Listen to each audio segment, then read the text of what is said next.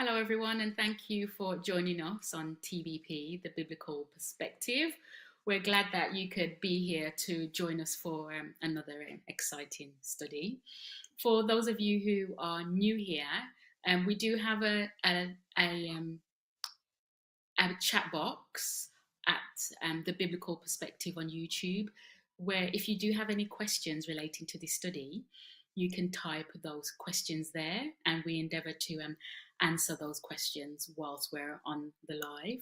Welcome also to our regular viewers, and thank you for being with us.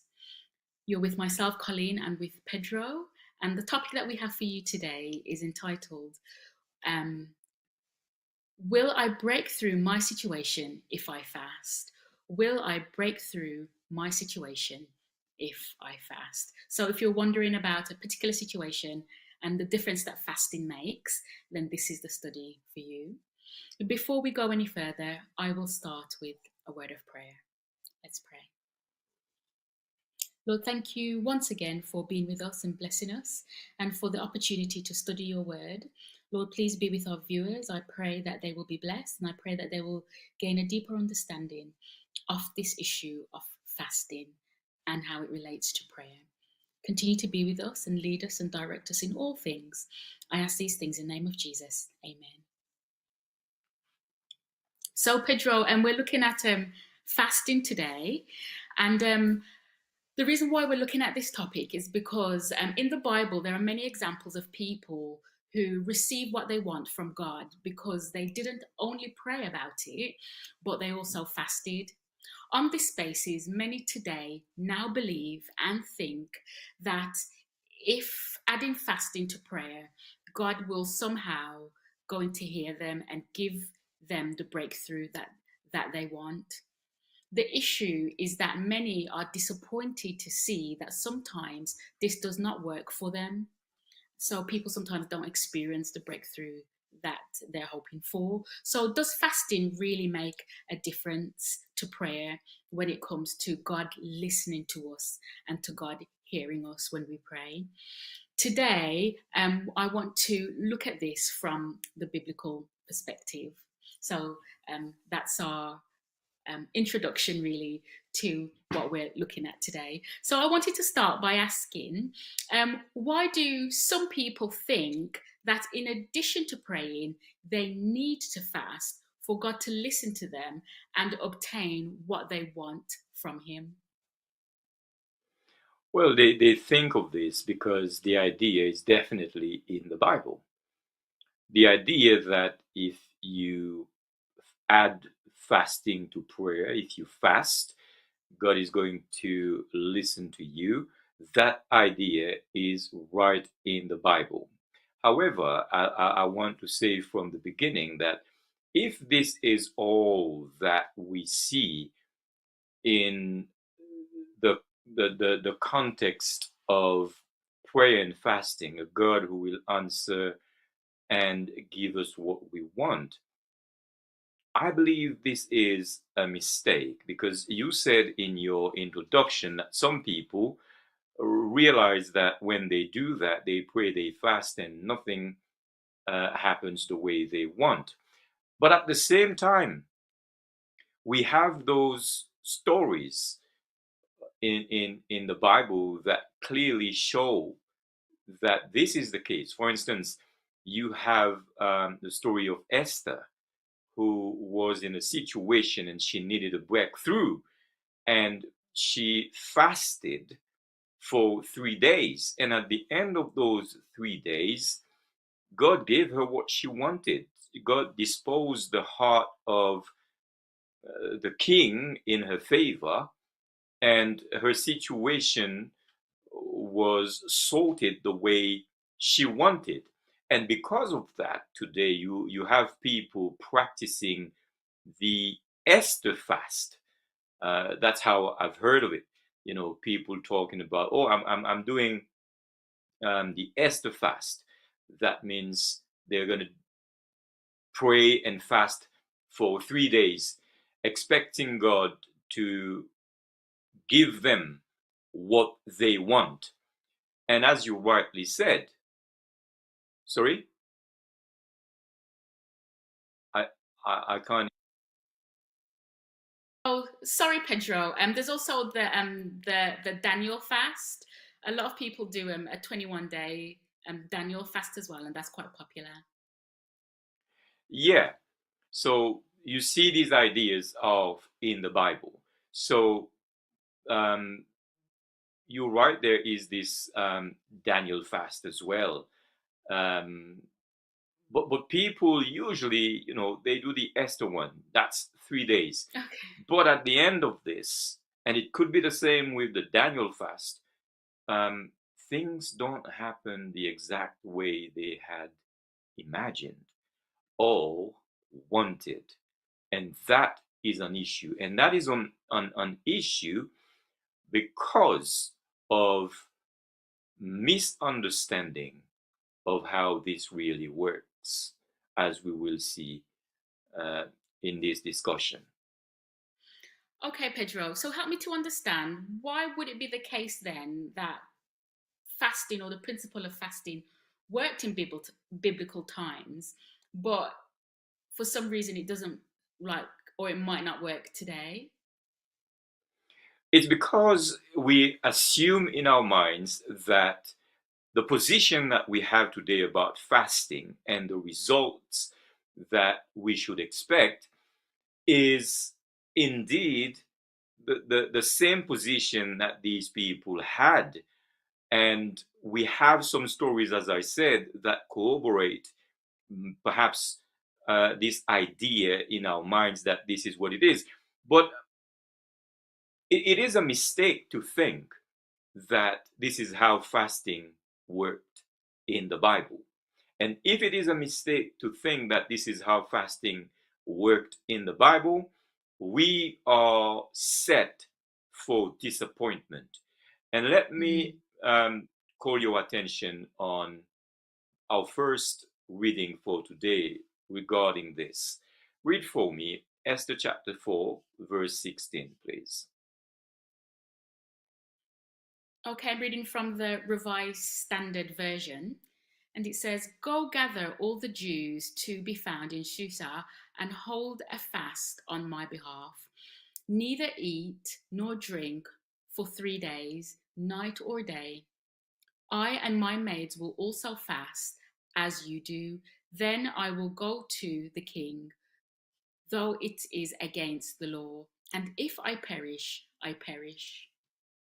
Okay, so you look at this text. It says Esther is giving this um, command, and she says, "Go, gather all Jews and fast for 3 days." But I want to call your attention because we're talking about how this really worked. Instead of just looking at the beginning and then looking at the result, we need to take a look at the process. And I want to call your attention on the end of that sentence right there. What do we see at the end of her statement here? She says, "If I perish, I perish." Okay, so this is an indication that she actually contemplated at the end of those 3 days of fasting, she contemplated a negative outcome to the fast. Does that make Yes, sense? yes, it So, does. so when she fasted, Esther did not know whether God would um, grant her request, even though she fasted for 3 days. So the question now that we need to ask ourselves is, what makes us think that fasting Mhm. is about getting from God what we want because we've spent Mhm. 3 days asking Him and we did that Mhm. without food? You see, Yeah. Mhm. already we Mhm. jump to the conclusion that because she obtained what she wanted, the fast or fasting then is the route to that. But in her statement, at the end of it, she said, I might perish. I might not get what I wanted. Another example of this, so I'm just demonstrating that we need to align our understanding of fasting on what it really is in the Bible beyond looking at the result that some people got. Another example is 2 Samuel chapter 12, verse 16. I would want you to read for me, please. Okay, so reading initially from the King James Version. David therefore besought God for the child, and David fasted and went in and lay all night upon the earth.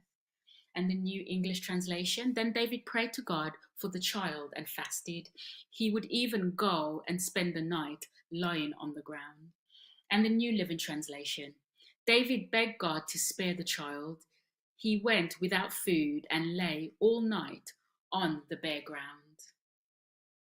Okay, so the situation here seems to be a dire situation, a serious situation.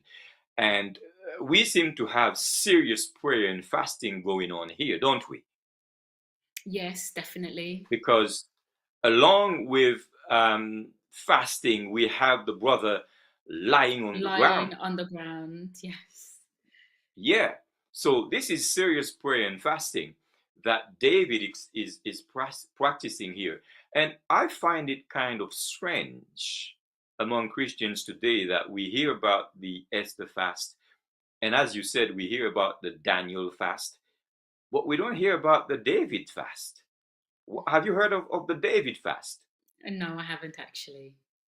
So here is an indication of how selective we might be with the Mm, question of fasting to our own disadvantage when it comes to understanding and expecting mm, God's work in our lives. And why would we hear about the Esther fast and we would not hear? Why would we hear about the Daniel fast and we would not hear about the David fast? Here is the reason why. It's like yeah, subconsciously we're doing yeah, a work on our own selves that mm, sets up a disappointment plan so that we can somehow turn around and say these things don't work. So read another part of that story for me, which is still 2 Samuel chapter 12 verses 19 and 20, please. Okay, reading from the Revised Standard Version. But when David saw that his servants were whispering together, David perceived that the child was dead. And David said to his servant, "Is the child dead?" They said, "He is dead." Then David arose from the earth and washed and anointed himself and changed his clothes. And he went into the house of the Lord and worshipped. He then went to his own house, and when he asked, they sat food before him, and he ate. Okay, so that is still the same story going on, and now we move on to see what happened after the period that David is fasting. So, what is the result according to this text? What is the result of him lying on the ground, fasting, Fasting. begging God to save the life of the child? What's the result of that? The result is that the child still died, and God did not answer that prayer and that fasting session. All right, so we can see that David fasted, David Mm, prayed, David lied on the ground. yes, He he did. begged God to save the life of the child. That was the reason for this whole process.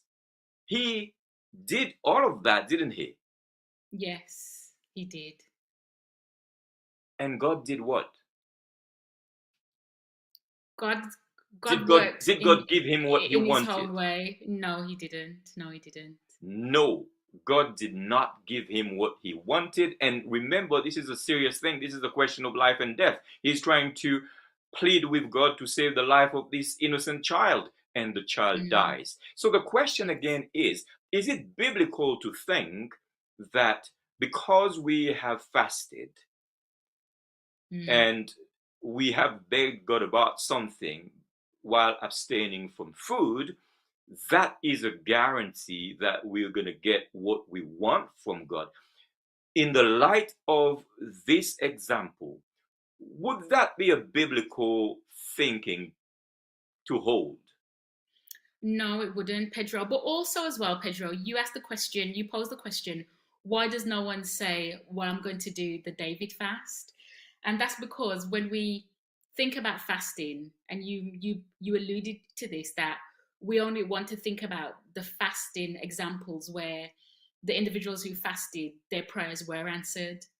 And we want to focus on those elements rather than the characters who fasted and their prayers weren't answered.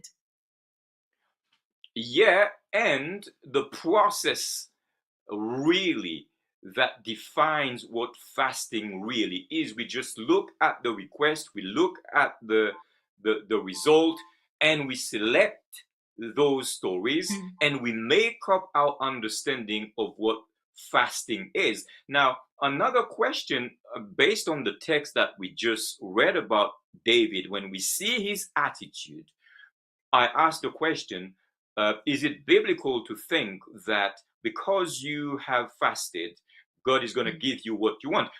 Do we see any sign of David believing that in the text? Did Yeah, David believe that? yeah, yeah. When he Are you fasted, sure? Did David believe that because he fasted, God was going to save the life of the child? no, no, he didn't believe that. Well, he didn't believe that God was definitely going to save the child, but he fasted because he was hoping, like he was expectant and wanted God to save the child. Okay, so what we see here is the same mindset as Esther. Esther got what she wanted, but David did not. But they Yes, have the common understanding that it may go one way or yeah, another. it could go This the other. much is Mm, clear in what we're seeing. mm. Now, continuing with the story, read for me now verses 21 to 23 of 2 Samuel 12, please. Reading from the New English Translation. His servant said to him, "What is this that you have done? While the child was still alive, you fasted and wept. Once the child was dead, you got up and ate food." He replied, "While the child was still alive, I fasted and wept because I thought perhaps the Lord will show pity and the child will live. But now he's dead. Why should I fast? Am I able to bring him back at this point? I will go to him, but he cannot return to me."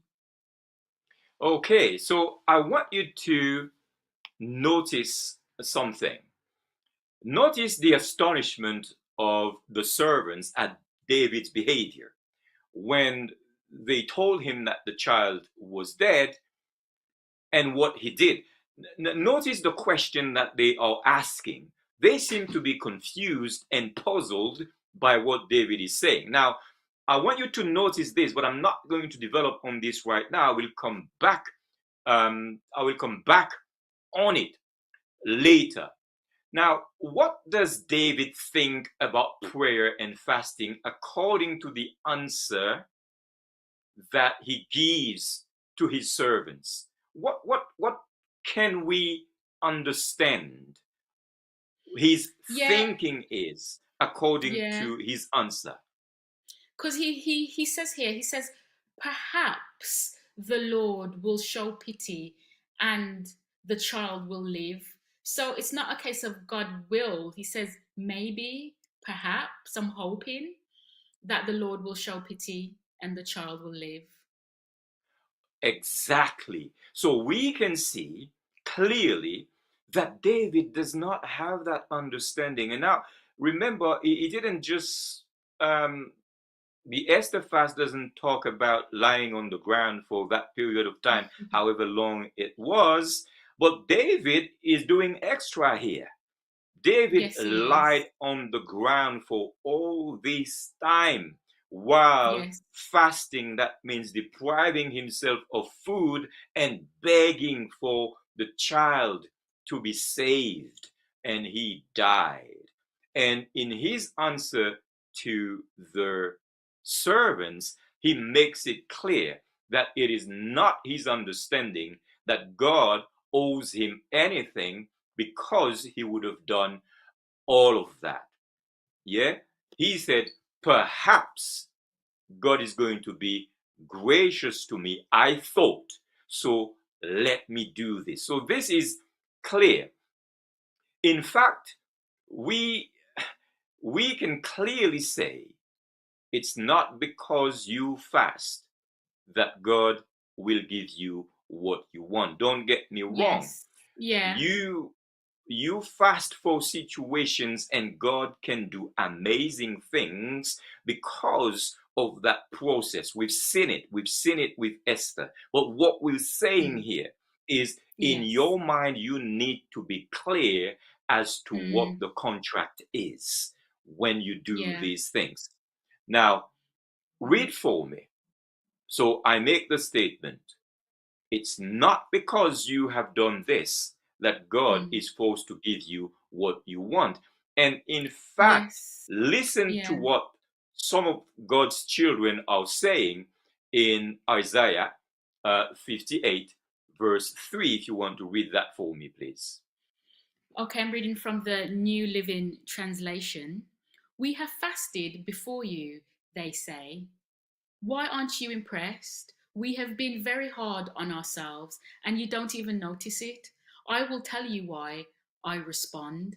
It's because you are fasting to please yourselves. Even while you fast, you keep oppressing your workers. So Interesting. it is interesting, but we are focusing for now on the first part of that text. That's where our interest is for this part of the discussion. He says, we have fasted before you. They say, why aren't you impressed? We have been very hard on ourselves, and you do not even notice it. Who is talking to whom in here? The people are talking and they're saying, "Oh, we fasted. Weren't you Okay, to whom impressed?" are they talking? Are they talking to God? They are definitely talking to God because when they fast to be heard from God, right?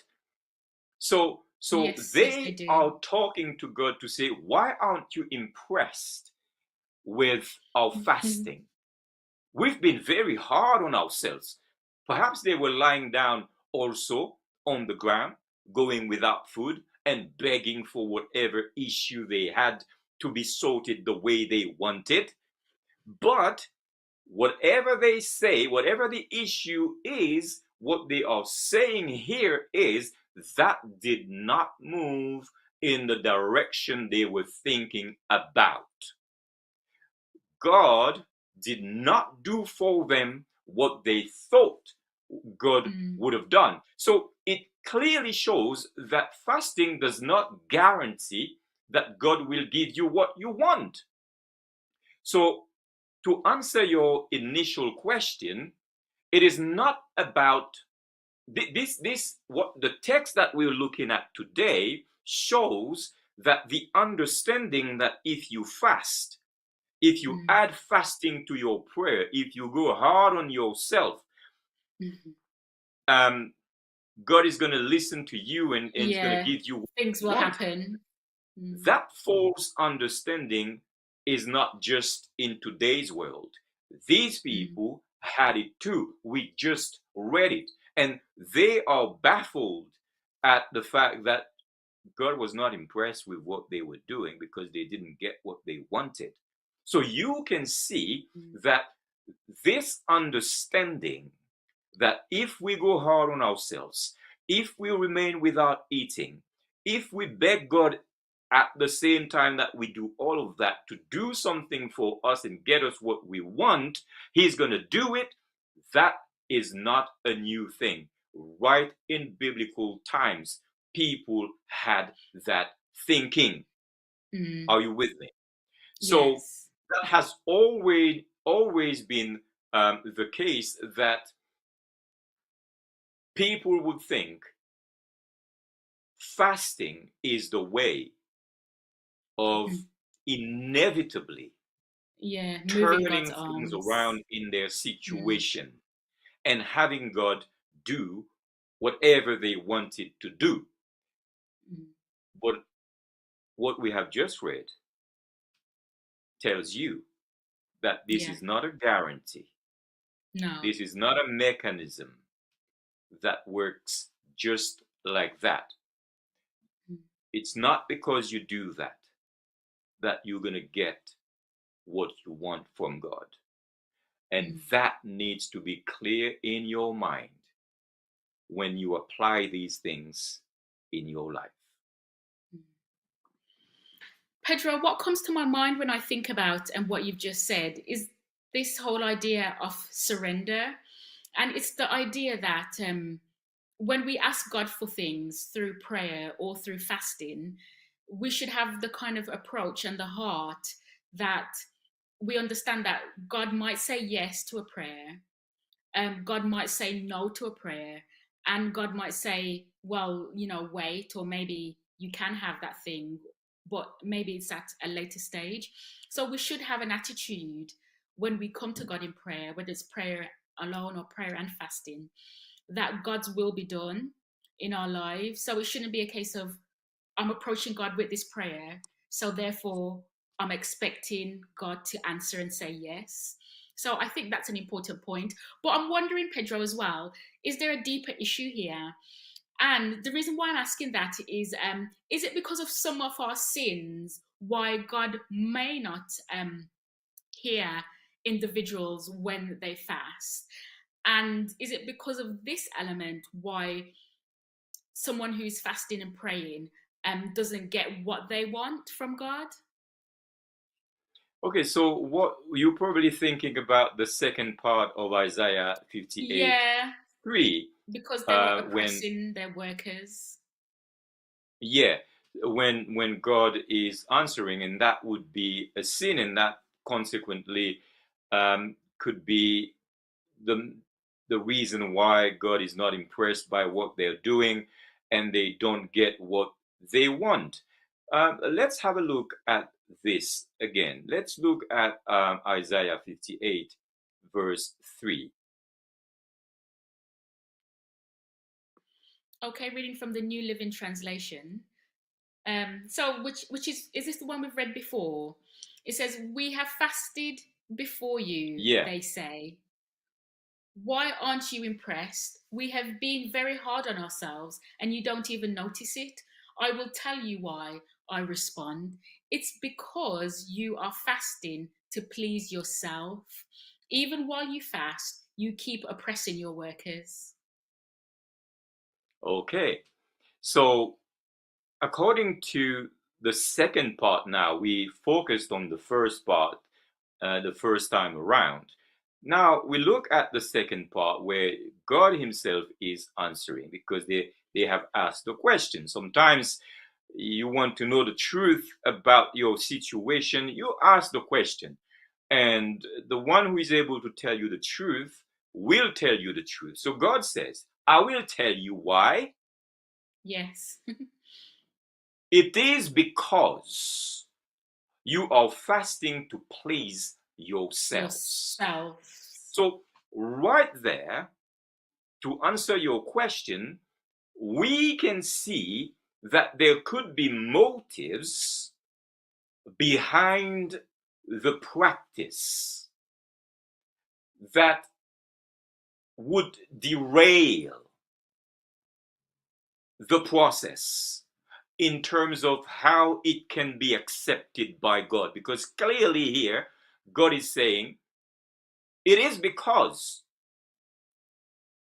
when you fast, this is all about you. Yes. So if it is all about you and I'm not in it, I don't see why I should answer you. Mm, So clearly, that is part of the issue that could yeah. withhold the response of God to give you what Yeah. you want. Yeah. Give give me the text again, Because please. Pedro, because Uh, Pedro, if you're asking with the wrong motives, then God won't answer your prayers, even if you, whether you do or don't fast. yeah, but since we're talking about the fasting issue, and people particularly are asking because we're saying, um, if I fast, will I get a breakthrough? Now, according to your question, clearly, as you just said, the motives are important.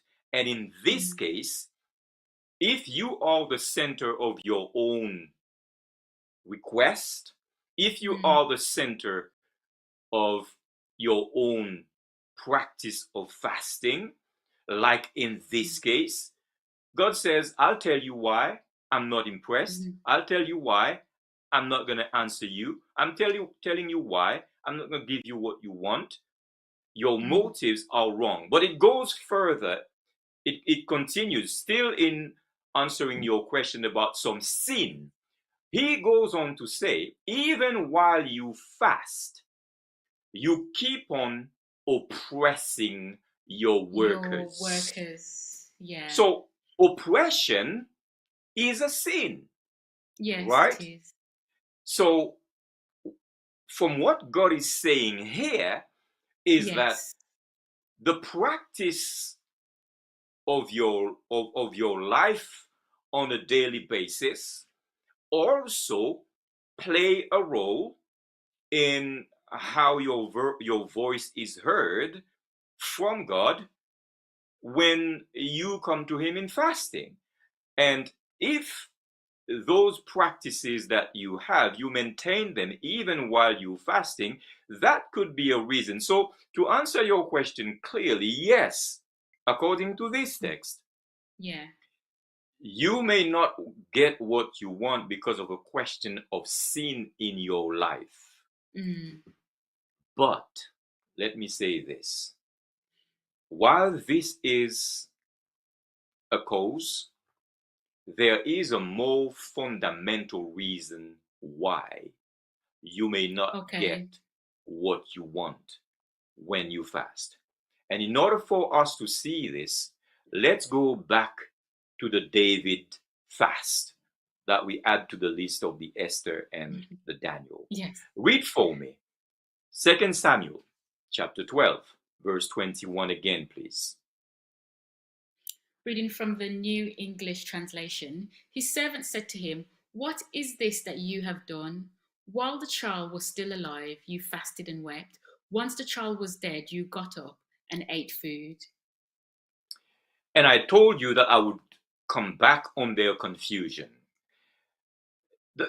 It is clear in that story that they are confused. And my question is, why are they confused? Why are they confused by the fact that David is fasting? He's lying down on the ground all these days. He's fasting, begging God to save the life of the child. And the child dies, and he just gets up and then go and get food. And they don't understand it.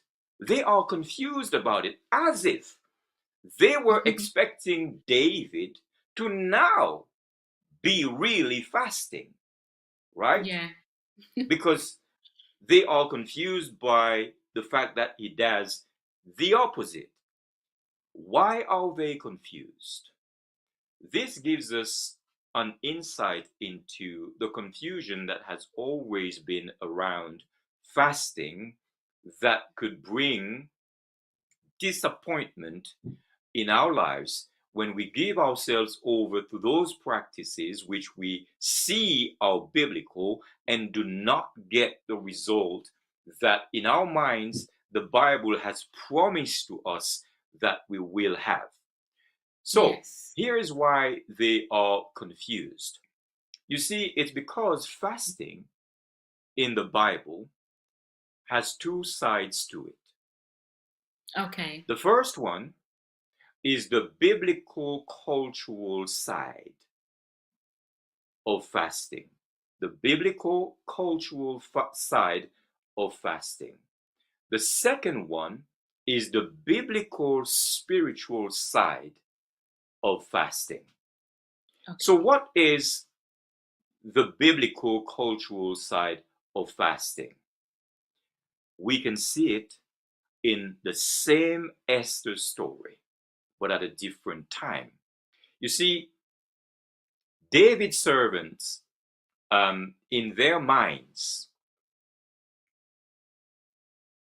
they see fasting in the way that we do not see it, but is clear in the Bible. You see, when you lose a child as a father, this is an innocent child. And the text says in the story that when the child died, they were afraid to tell David that the child is dead. So they started talking among themselves and murmuring among themselves. And David kind of got that by observing them. So while he was praying and fasting, he was still observing what was going on around him.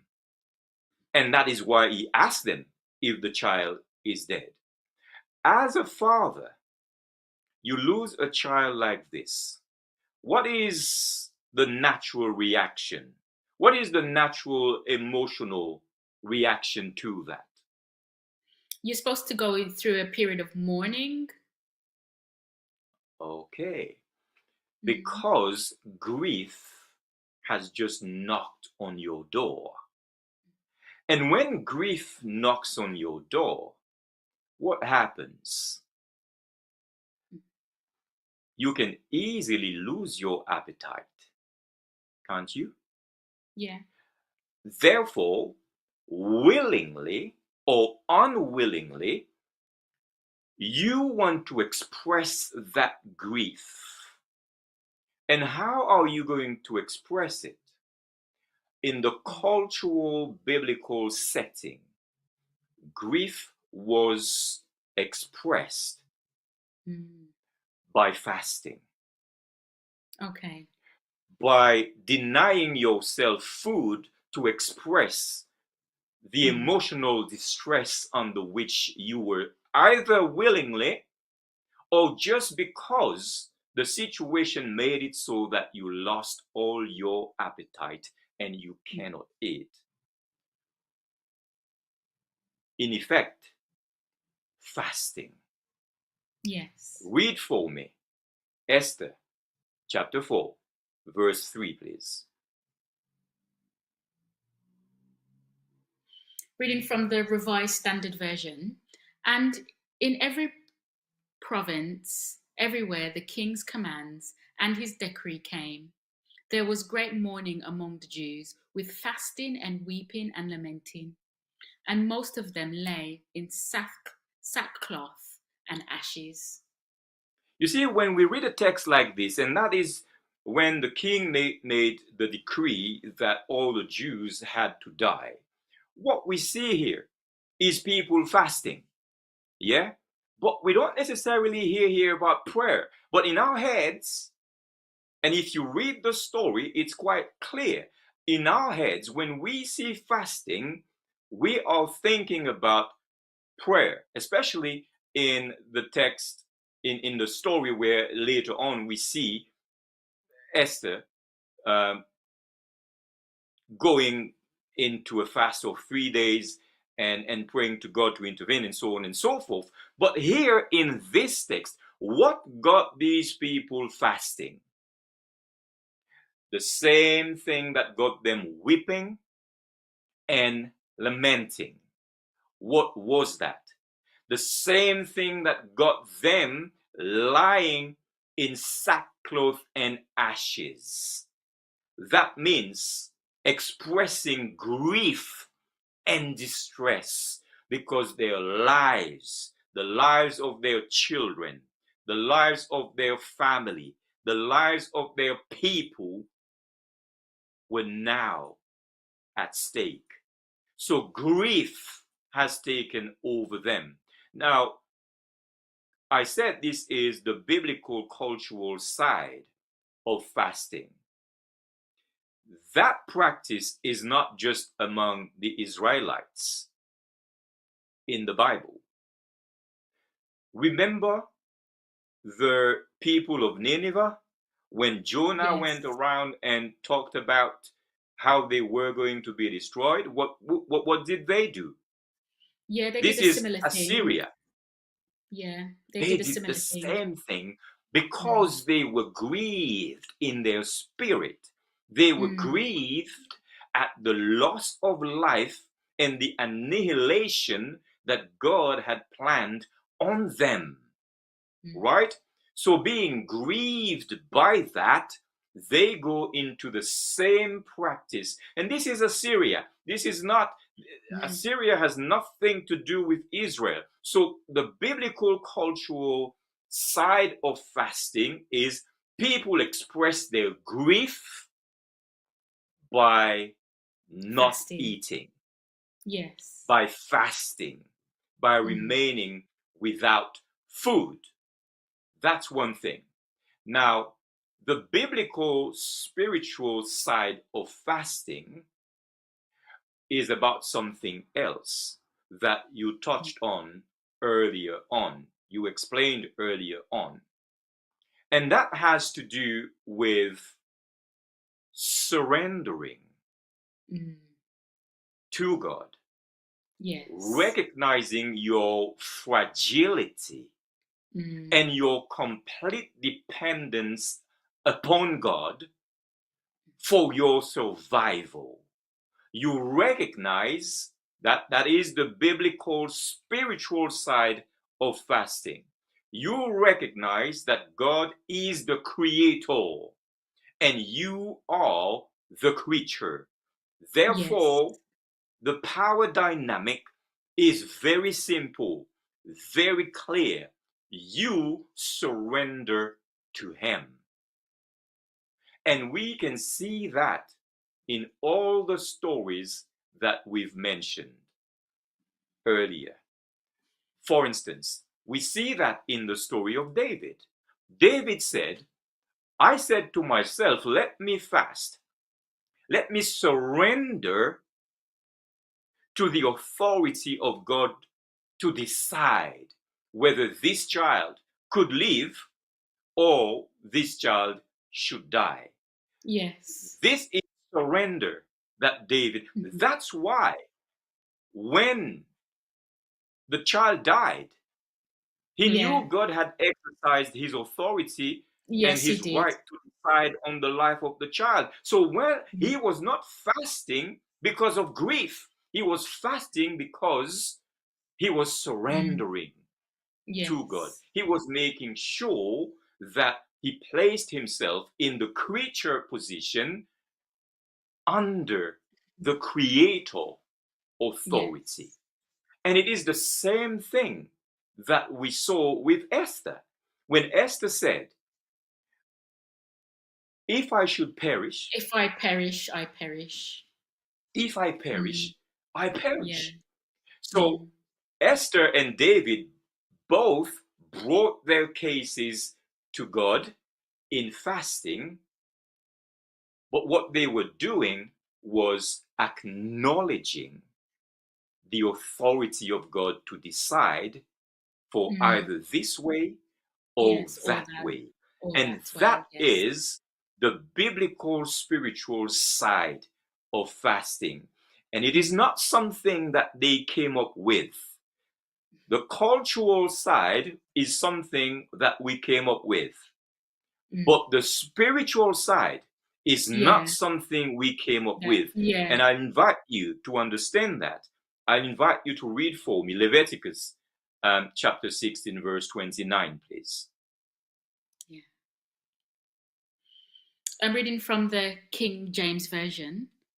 And this shall be a statute forever unto you, that in the 7th month, on the 10th day of the month, you shall afflict your souls, and do not work at all, whether it be one of your own country, or a stranger that sojourneth among you. And the New Living Translation. On the 10th day of the appointed month, in early autumn, you must deny yourselves. Neither native born Israelites nor foreigners living among you may do any work, any kind of work. This is a permanent law for you. You see, this is the people of Israel at the beginning of their walk with God. And God gave them a series of laws. And the one we're looking at here is the law concerning the Day of Atonement, where sinners, because your question is it because of sin in your life that you don't get what you want from God when you fast? And I explained a few things.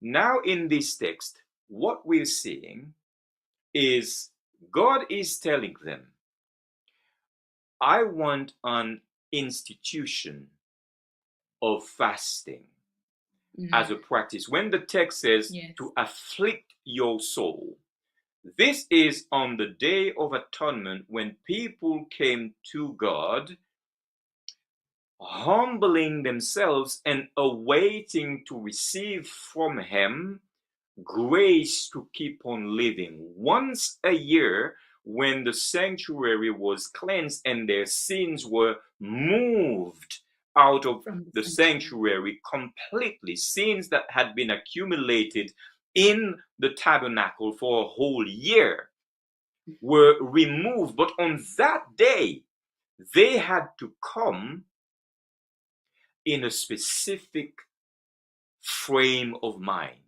Yeah. Which was they had to give up everything, including what sustains their lives physically, as they would think, which is food, to demonstrate how much they should depend on God to sustain them, both spiritually and physically.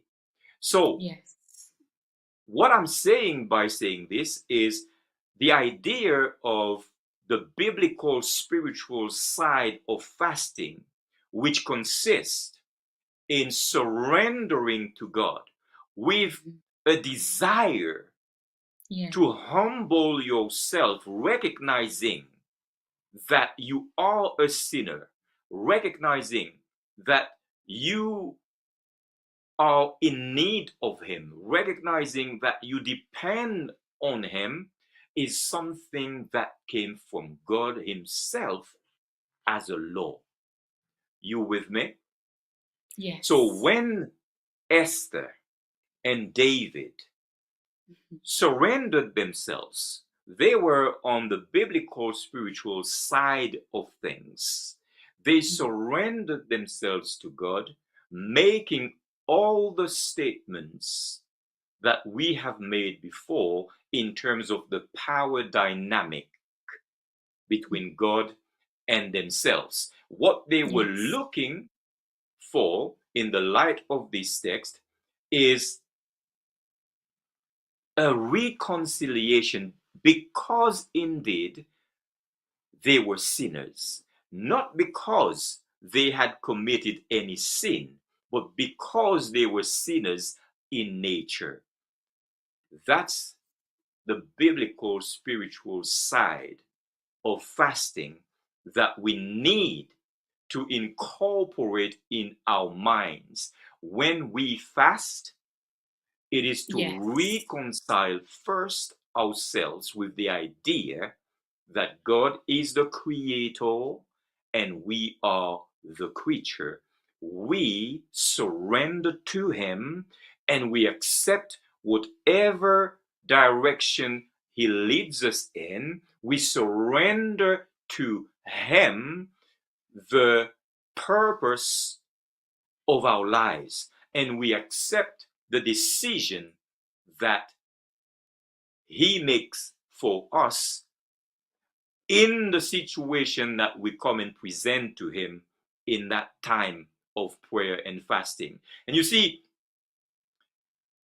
if we go again to Isaiah 58, verse 3, please, let's go there again. Read that again for me a third time. Okay, so again from the New Living Translation. We have fasted before you, they say. Why aren't you impressed? We have been very hard on ourselves, and you didn't even notice. I will tell you why, I responded. It's because you are fasting to please yourself. Even while you fast, you keep oppressing your workers. Can you see how this practice of fast that they have here is the opposite to the biblical spiritual concept of fasting? Yes. Can you see it? There is no surrender here. There is no power dynamic of creator to creation here. So, what has just happened in their understanding is that they have twisted the concept of fasting. And we do the same thing. If you think that fasting is about forcing God to give you what you want, Yes. rather than seeking, sorry? It says forcing God's hands. Yeah. Forcing God to give you what you want, rather than seeking what he wants for you, you do not know what you're doing. And God is about to let you know as he let these people know. And when you say forcing God's hand, this is in the text when they say, why are you not impressed? So that means fasting is a tool in their minds to impress God. But this is not what Esther did. This is not what David did. This is not what Daniel did. No. They were not on the biblical cultural side. They were on the biblical spiritual side, as described in Leviticus 16:29, a time of humbling. Now, does that mean you should not expect the result that you are fasting for? Absolutely not. Because we could see that David, he expected grace from God. But when he didn't get it, he didn't do like the Israelite. Why have I fasted and you're not impressed? The difference is because he understood what fasting was. Same thing with Esther. If Esther had perished, she would not have asked the question, why did I fast and you were not impressed and gave me what I wanted? Well, because she understood what fasting really was about. And it is in that same way, even when we expect this amazing deliverance from God, because usually that's what we expect from God when we come in to him in fasting, even if we can be 100% positive about it, we should always remember that it's not about impressing God. And it is about the biblical spiritual side of it, which is to surrender to his will and accept it, whatever it is. Yeah. So it's going back to the point you made, Pedro, about surrender. And surrender is important. And surrender is it's like you don't surrender once. You have to surrender again and again and again. But Pedro, our topic today is really still focused on this idea of breakthrough and seeing a difference in our situation. So I wanted to ask, in regards to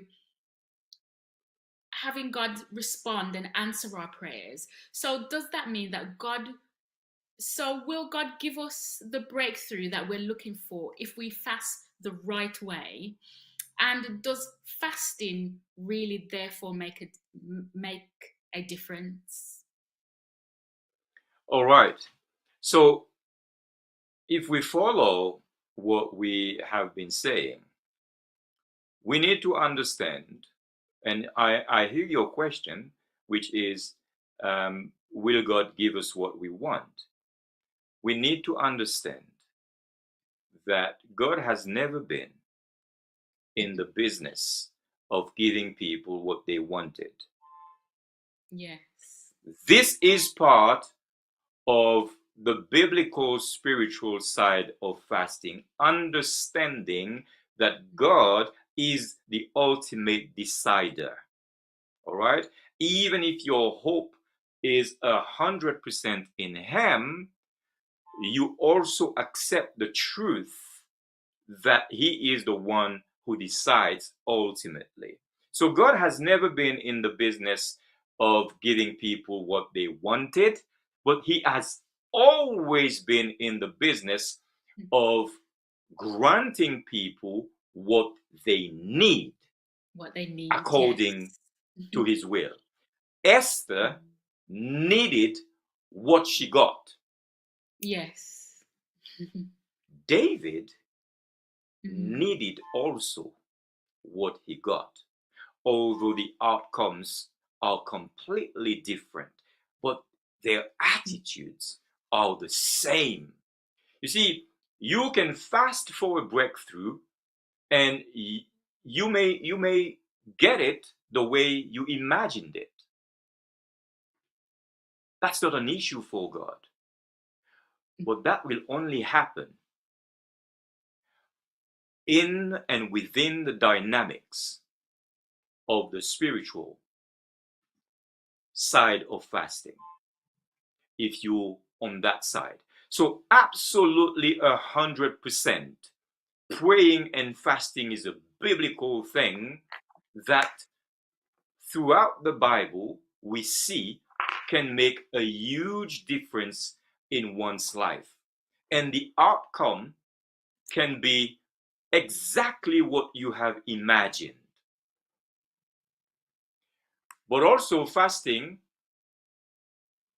and primarily, is about claiming God's mercy and Yes. expressing your trust in His ability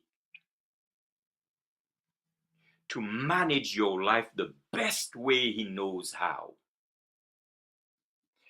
And that can be giving you something that you want because He sees that you need it, Mm. or not giving you something that you want because He sees Yes. that you don't need it. It could be You with me? detrimental. Yes. So, does it make a difference? Absolutely not. Sorry, absolutely yes. Because whenever you fast, you draw closer to God, Mm. and He draws closer to you. Yes. That is in the right mind frame. So it does make a difference whether you get what you asked for, or you Mm. don't get what you asked for. You end up with a closer connection and a greater assurance that God is leading your life. And He may respond differently from what you have imagined, but if you're in the right mindset, He can give you more than what you have imagined. Yeah. And that More than you also asked. is a reality. So it does make a Yes. difference. Mm.